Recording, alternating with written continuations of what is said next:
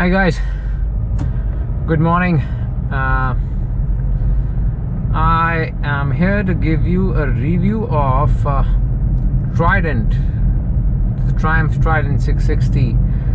I had test drove it last month, but somehow I'm not able to get time to compile all the data and make a review. So today morning after running, I thought I'll just say a few words about Trident and try to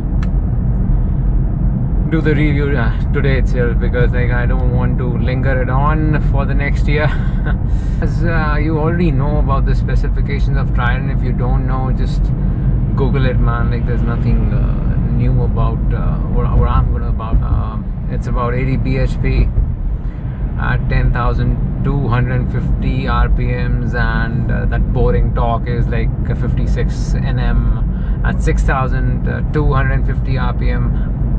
Whether that thing matters or no, it depends on you. Because there are few things that I'll just quickly mention, and then I'll tell you how it rides. As I'm looking at it, it's a really nice piece of equipment, although if you see here, it's a kind of plastic, but when I was seated, it felt like their tank grips is really good, because with my leather, these are nice huggers. You don't need tank grip here. Another beautiful thing that I noticed here was this Triumph logo in the headlight. It's beautiful. I mean, all these small touches, it makes a classic bike out of it. It doesn't feel like cheap bike from anywhere. Even the levers of this thing, clutch lever and brake lever, they're all top-notch, high quality. I mean, they're up there with the best in the business. And of course, if you see the TFT and LCD display, it's beautiful and very bright, and in spite of sunlight, you can easily see all the cluster gauges and all. So in the meantime, I'll just scroll down a little bit of cluster and all. So this button is for menu has come. These are the four buttons from which you can scroll down the whole interface of this thing. So just select it. You can change the riding modes. It's got a rain mode and road mode. So obviously I'll be switching off both the modes. I don't want to. I'll go in bike setup, traction control, disable. So traction control is now disabled.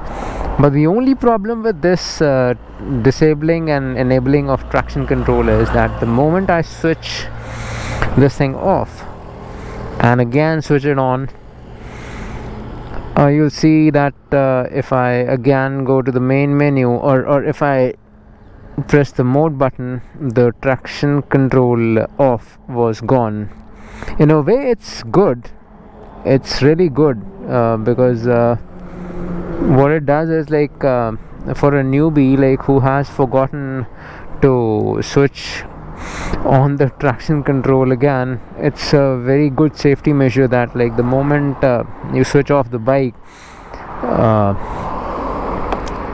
it comes back to road mode.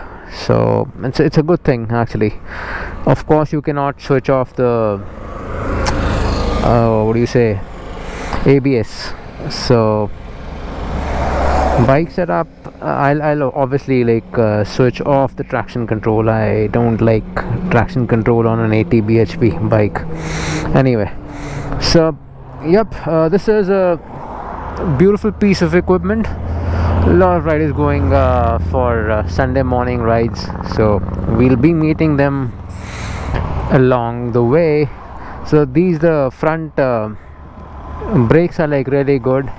They are obviously like 310 disc. It's almost a superbike size disc, and though like these Nissan calipers work really well, so I was braking and no problem at all, and front Showa are a good complement to good braking, because they hold the bike well when you are like stomping on the brakes. And rear is also Nissan calipers again, Showa at the back, though if you see, these are non-adjustable forks. And even at the back, if you see, like these are Showa, but these are adjustable only for preload, that clicking preload adjustment, which is pretty much that's about it. The good thing is that you don't need to set up the suspension. That's one less thing to do, actually. If you ask me, it's always good to have a bike that in which the suspension setup is non-adjustable, because the company sets it up really nice, especially Trident. I found suspension setup is really good, until and unless you're a track rider. In that case, I'll change the internals to maybe K-Tech, and obviously the rear suspension has to be changed for race track use. Another thing that I've noticed in Trident is okay, I'll switch it off, I'll disable it again. So another thing I've noticed in Trident is that that's a small nitpick I'm doing. It's like, when I'm finding neutral, it's slightly difficult for me somehow to find neutral in this. I mean, I've not faced this kind of thing in high-end bikes. I mean, obviously KTM and all, there's no match to this. So you have competition with Z650 from Ninja, which actually is not a competition, because the components in this bike are like absolutely top notch, man. Look at the alloys. I mean, they are almost the same alloys as my Street Triple RS, and beautiful alloys. The tires are the size of the tires are the same, 120 and 180 at the back. In Ninja 650, that Z650, the rear tires are very small. They are like 160, and even the components, especially the front forks are like not inverted forks, they are like normal forks. So everyone knows that inverted forks are more rigid, and like they're more sporty. And of course, this is a much more sportier bike than the competition. I mean, head on. I mean, like, even the only bike that is almost equivalent to this bike is maybe CB650R, which is it's a good bike, but the thing is, like, it's almost 20 kgs heavier than this, and lesser power than this. It's like, I mean, obviously it's around 84 bhp, but still, I mean, for a heavy bike, that's almost 210 kilos. That's CB650R. It's the power is like little less, though the components in that bike also are top notch. The price is huge difference. This is 1.7 lakh cheaper than CB650R. So if I have to buy CB650R instead of this, I'll rather buy Street Triple R, which is almost same price as 650 CB650R, right? So I mean, I'll go for that bike rather than in this segment. So another thing that I wanted to tell you about is that if you see the chain, it's a very very high quality chain. It's a X-ring chain. It's not an O-ring chain. So X-ring chain, the advantage of X-ring chain is like it'll last for 40,000 kilometers if you take good care of it. These chains are like really really very strong. Only super bikes have these kind of chains. Like so every component that this bike has is a piece of yummy high-end top rack equipment. I mean, they have not compromised on anything. Now if you look at the engine, this is a beautiful engine. This engine is derived from Daytona 675. Only thing is, like, the bore, the bore has been kept the same, but the stroke has been reduced a little. Also, the compression in this engine is 11.1:1, and the Daytona had a compression ratio of 13.1:1. So because of the less compression and less revving, it's a good revving engine. It'll almost go till 10,500 rpms, but I mean, it's a good engine. It's a really really good engine. It's very very reliable engine, and it's so much reliable that Triumph is pitching at 16,000 kilometers service interval. So obviously, like, it's a beautiful piece of engine. That triple sound is always there, and you can always go in for a aftermarket exhaust system. Another friend of mine is like having a Trident, and he has this aftermarket exhaust. I'll show it to you. Like, he is coming today after a long time. I hope he doesn't bring his Speed triple along with him. He has a Trident as well. So Trident is his is a full system exhaust. So we'll see how it goes.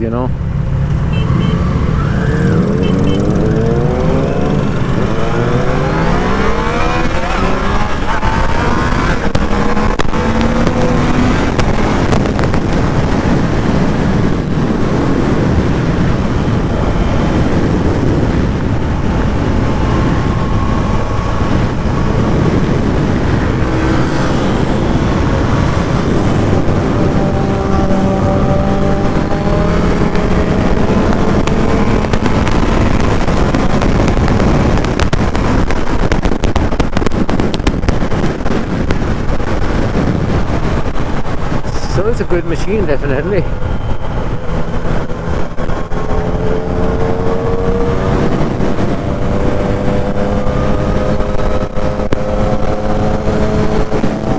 Whoa!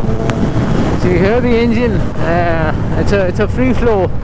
In front of me is also a Trident, and he's got his free flow exhaust system installed. So yeah, it's good. It's good. All good.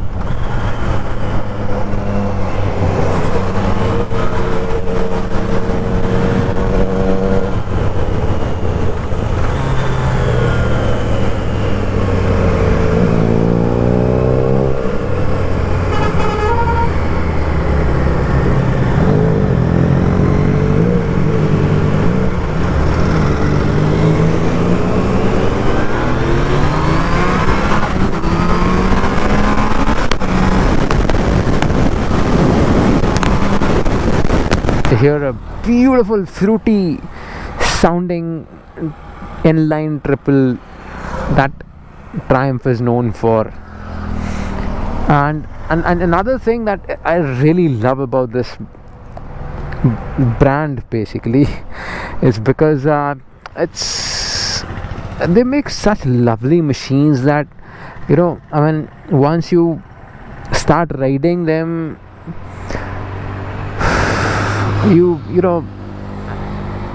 you're so used to high quality equipment that you can't go down. Japanese bikes feel a little low on quality compared to these Triumphs. I mean, like the same range Triumph bikes, because I mean their quality is right up there with the Italians like Ducati and what do you say, Aprilia. So yeah, like I mean the quality is like really good. I love the bike. Bad thing about the bike is that it's, it doesn't have that zing of attractiveness first time. You look at it, it looks like a regular kind of a naked bike, although beautiful. I mean, I love the understated looks of this bike, but the thing is that I never saw it in Triumph dealership. When Triumph people in Chandigarh Triumph, Krishna Triumph, they gave me the bike to review, I thought, okay, this is also available with Triumph. Though it's a beautiful bike, man. It's not a beginner's bike. It's not a like beginner's super bike, or like a 7 lakh cheap super bike. It's a well made super bike that even a very good rider can enjoy. If you talk about fuel capacity, it's around 14 liters, and that it's pretty efficient bike. Usually when I go for a hill ride in let's say street triple RS, the fuel tank holds 17 liters. Like it comes out to be reserved when you come down, like after 60, 70, 80 kilometers of hill ride at full speed, you pretty much empty the fuel tank. But in Trident, first thing first, I was not going to push it that hard that I did, and when I did push it hard, it was surprisingly fuel efficient. Only half tank was empty, so I guess like average should be around 25 to 30 kilometers for sure. Another thing is that the seat height is only 805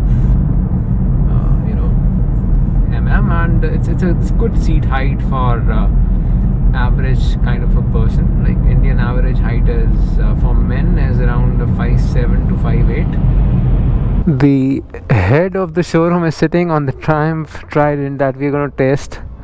So what I'm trying to make you see is that he is around 5'7.5" in height, so like it's an average Indian height. So let's see like how he looks on Trident, because it's very good for people who are medium in height, tall as well, but it's a very conducive bike even for women also. So but he is an average Indian length male, and if he puts his feet on the foot pegs, you can see the this angle of the leg. It's very comfortable, and he's sitting absolutely comfortable. Even the hands are like at the right place. So I think it's really going to be very good for even women who are less than 5'5" or so. Like even they can maneuver this bike easily. Having said that, I must say that Trident is a really good and fun bike. I never expected it. I thought that it is kind of so kind of a bike, because how good entry level Triumph can be, that's what my psyche was. But once I hopped onto the bike, it gave me confidence instantly. And that's what you need in a bike, especially when you are a newbie, when you are starting your biking career. It's a very, very good bike.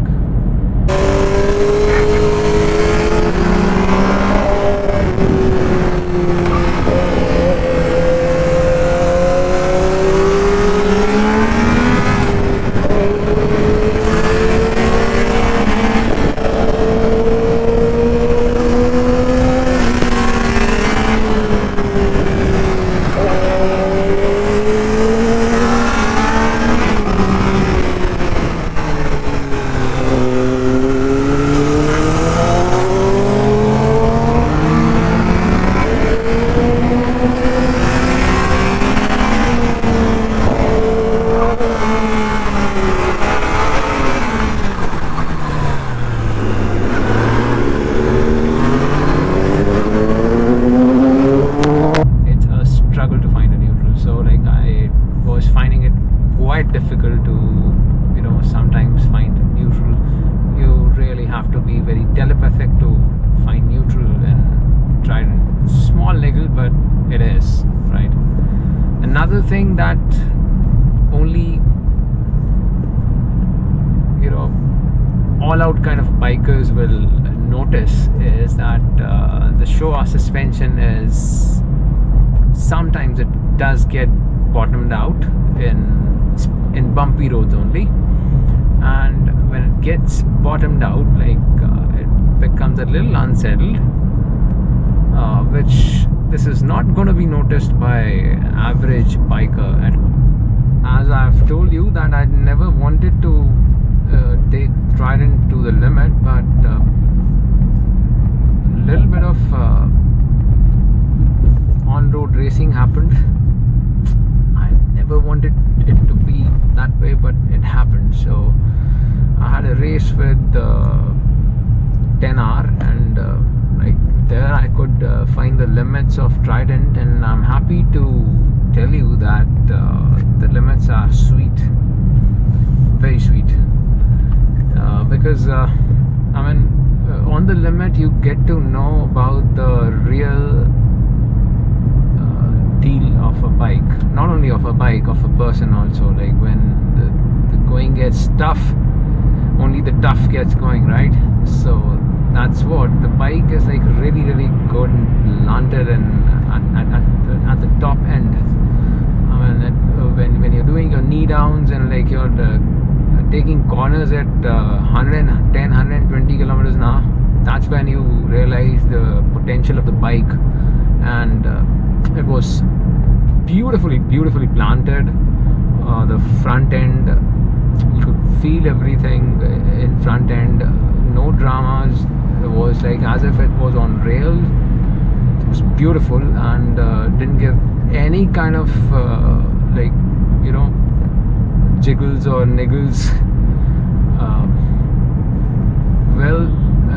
The chassis I feel is so good that you actually don't need traction control for that machine, until and unless you're riding in rain, of course. But otherwise it's a beautiful machine. I was thoroughly impressed by that machine, and it was beautiful actually. So I actually loved it, and wow, the lady just waved at me.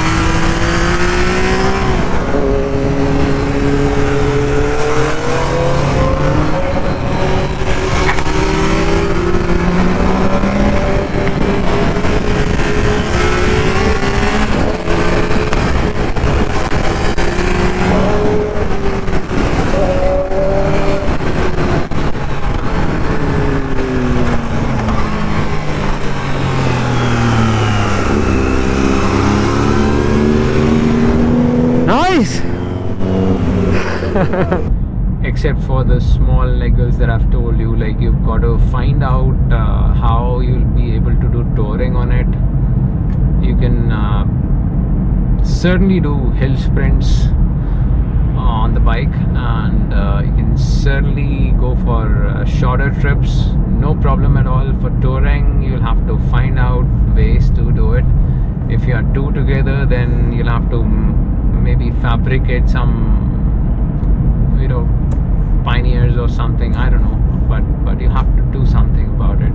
Otherwise, in terms of ground clearance also, it's really good. We actually measured the ground clearance with measuring tape, because I couldn't find the data of ground clearance anywhere. It was Jatin and Amit. Jatin is holding a tape, and like we're gonna see actually how much the ground clearance of Trident is. So Jatin, please do the honors. Right, so here it is. It's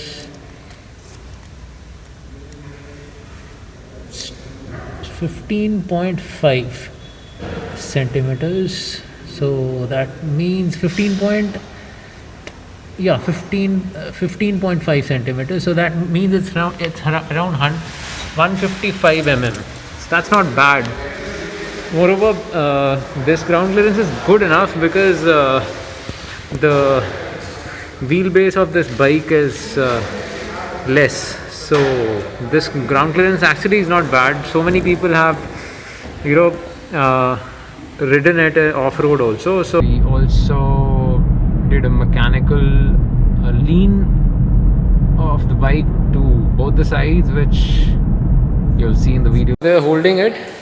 It's a zero lean. As you can see, the bike is straight. So now we're going to lean it to the right. Let's see. Okay, 55 degrees, that is. And you see down also, like the foot peg is down, so this is the maximum lean this side. Similarly, system. Okay. So we're going towards the left side now, and from zero, starting it, and yeah, now it's down, a little up, yeah. So yeah, around 55 again. So 55 degrees the lean on both the sides of this bike. Thank you guys, thank you so much, thank you. So like those are few things that we did exclusively that no one else has done in anywhere in the world. And yeah, like I have really pushed the bike, and I know that it is a beautiful bike. Anyone saying anything that it's only a beginner's bike or it's a compromised bike, I disagree, because it is a beautiful machine. It's limits. That's my review about the Trident. Hope you like the videos, and don't bother to subscribe or like it. I don't like it. You can secretly see all the videos, but kindly don't subscribe or like it, because I'm not a very frequent, I'm not posting the videos frequently, and I don't need any subscribers any which ways. So it's for my own pleasure that I do all this. But if you like it, do share it with your friends. That's it. And Happy New Year if I am not able to put any other video. Merry Christmas to you as well. Bye.